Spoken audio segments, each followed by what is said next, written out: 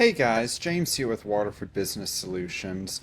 And in the home service industries and the trades, hiring is almost always pretty difficult. Finding skilled laborers, journeymen, master technicians, even apprentices is generally not the easiest thing to do because so few people are going to school for it and rather going to school for more white collar jobs rather than blue collar jobs. So the availability of employees in general is fairly slim. So it is something that isn't always super easy to do. So we did a video several years ago and wanted to kind of update that video and talk about what we're seeing working now about how to hire and how to find good employees.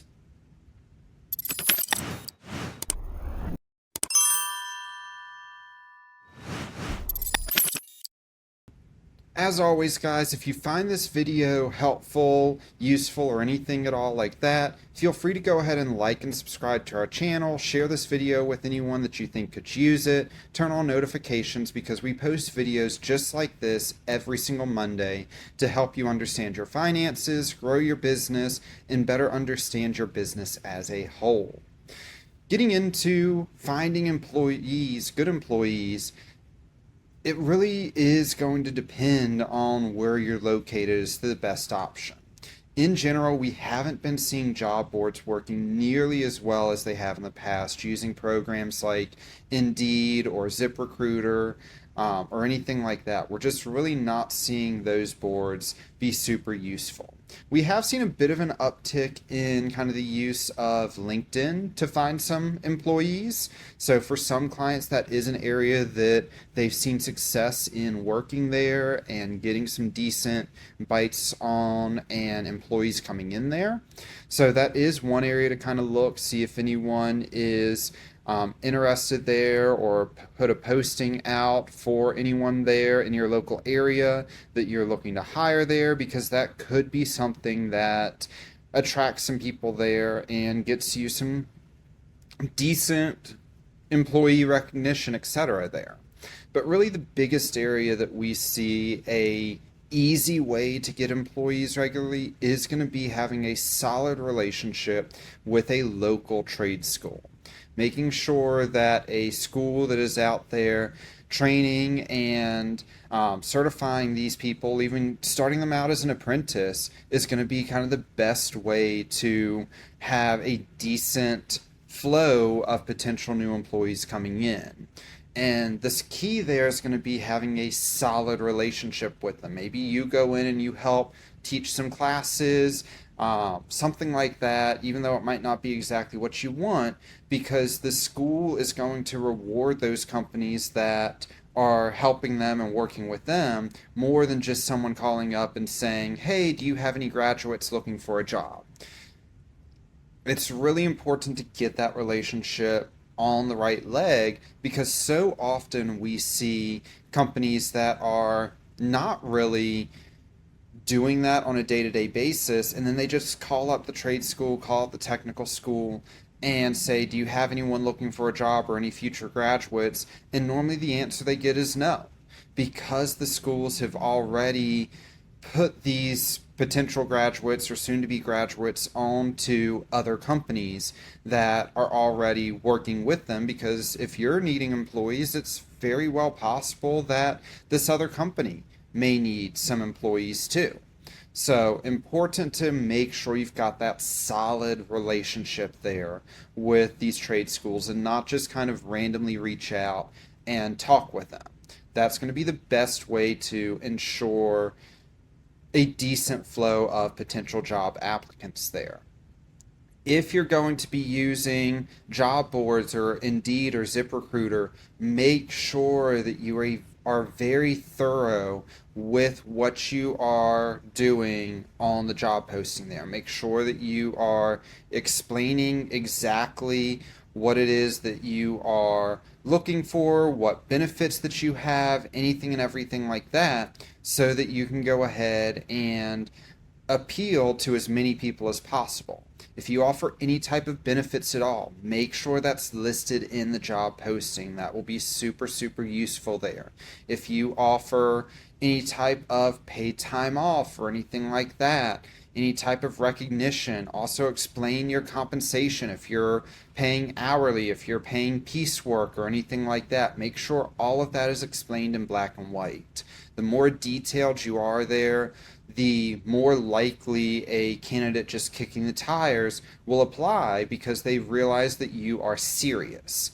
The issue we have so often with job postings is job postings are very vague, they're not super detailed, so candidates who may not be seriously looking but maybe like, I could be interested in another job, they're not going to spend time paying attention to you because they don't think you're serious, and they're not per se needing to change jobs or per se wanting to change jobs, but if the right thing comes along, they may go ahead and take it. So it's important to make sure that that job posting speaks to who you are, what exactly you're looking for, and why someone should work for you, so that you make a solid first impression and can better go ahead and recruit these employees.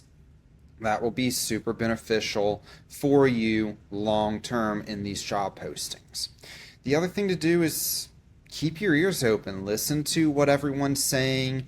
Listen to what's kind of going on in the world there, and see what is happening with other businesses around. If you're hearing that, hey, so-and-so's employees aren't happy, it might be a little bit sleight of hand, maybe a little underhanded, but if you're needing employees and their employees aren't happy, reach out to those employees and see if they may be interested in working for you directly.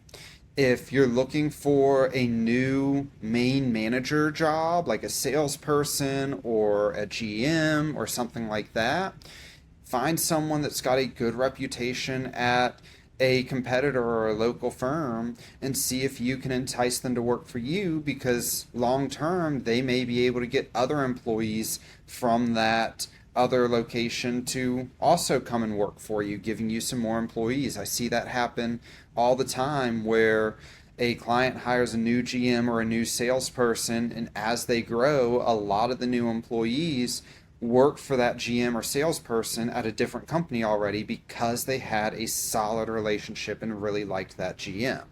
Having a good managing team in place is a great way not only to attract good employees, but also retain good employees.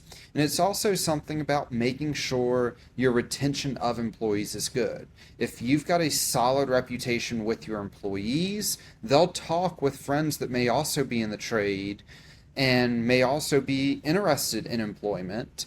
And if they're speaking positive of you to their friends, those friends may be more interested in coming to work for you. So keeping a positive, solid workplace going in the first place will really help with attracting employees too, because word will get around. There's always that rumor mill, just like you will hear that so-and-so's employees aren't per se happy. Your employees are going to talk about if they're happy, and their friends and other people in the industry in the area will know that. The other thing to look into is if you're looking to hire, always kind of start with, hey, we're looking to hire. Does anyone know of anyone? Does anyone have any contacts that might be interested? Start with your employees that are already there. If you're happy with their performance, if you think that they are solid employees, they're probably not going to recommend a bad candidate in the first place, at least meaningly or willfully recommend a bad candidate, especially if you've already got a positive work environment in place, because they know if a negative person comes in or if a bad naysayer comes in, it's going to affect the work environment as a whole. So once again, ensuring that positive work environment is so important because it can lead to so many other things working out for you there. So definitely a big thing to look into there. Asking your current employees, always a really good thing to look at. It's free, it's cheap, you're already having hopefully weekly company-wide meetings in the first place. So making those comments and checking things out like that can really, really, really help you out. So that's another big area that I would make sure that you are looking at there. Overall, there are multiple different ways to go about this, but the biggest really are going to come from creating that positive work environment, working hand in hand with those trade schools and creating a relationship with them, going ahead and making sure that your employees are happy and seeing if they've got recommendations, and then just keeping your ear open for the rumor mill in general of the local industry to see if there's anyone that may be a good fit for you in future. But that's also going to mean that you've got to have the work there to keep these employees, because if you're constantly hiring seasonal people, that's going to be harder to hire a seasonal person, because they're going to know, oh, I've got a chance of losing this position in future because the rumor mill will say that, or the knowledge in the area will say that.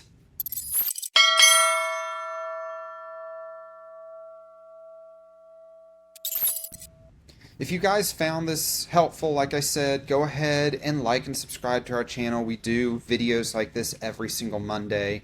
If you need help understanding your labor, understanding if you can afford new employees, understanding what your overhead versus direct labor is, if you're making enough money for that labor, what your hourly billing rates are, anything like that, that's all things that we specialize here at Waterford Business Solutions.